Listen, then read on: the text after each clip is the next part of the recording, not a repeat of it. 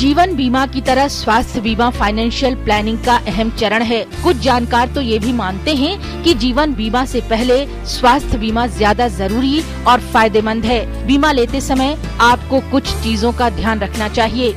अपने और परिवार के लिए पर्याप्त बीमा कवर लें, क्योंकि खासकर महानगरों में स्वास्थ्य पर होने वाले खर्चों में लगातार बढ़ोतरी होती ही जा रही है। कैश अलाउंस और मेडिक्लेम में सोच समझकर चुनाव करें, क्योंकि कैश अलाउंस में आपको एक निश्चित रकम ही मिलती है, जबकि मेडिक्लेम में आपके खर्च के हिसाब से रिइम्बर्समेंट होता है। कैशलेस सुविधा जरूर लें, लेकिन जांच लें कि जिस अस्पताल में आप इलाज कराने जा रहे हैं वो कैशलेस नेटवर्क में है या नहीं। ऐसा भी हो सकता है कि बीमा खरीदते वक्त अस्पताल नेटवर्क में हो, लेकिन आपके इलाज के वक्त वो अस्पताल नेटवर्क से बाहर हो चुका हो।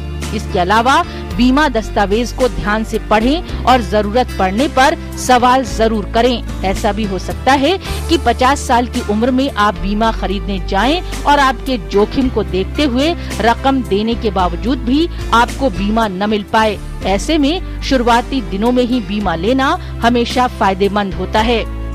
शुरुआत में ही बीमा लेने के कुछ और फायदे भी हैं। आपकी उम्र कम होने की वजह से कवर पर प्रीमियम का खर्च कम होता है।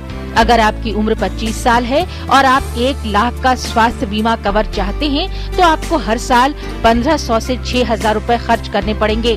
वहीं अगर आप 30 साल में उसी कंपनी से बीमा लेना चाहेंगे, तो आपका प्रीमियम करीब 15% ज्यादा यानी 2500 से 8000 रूपए तक होगा।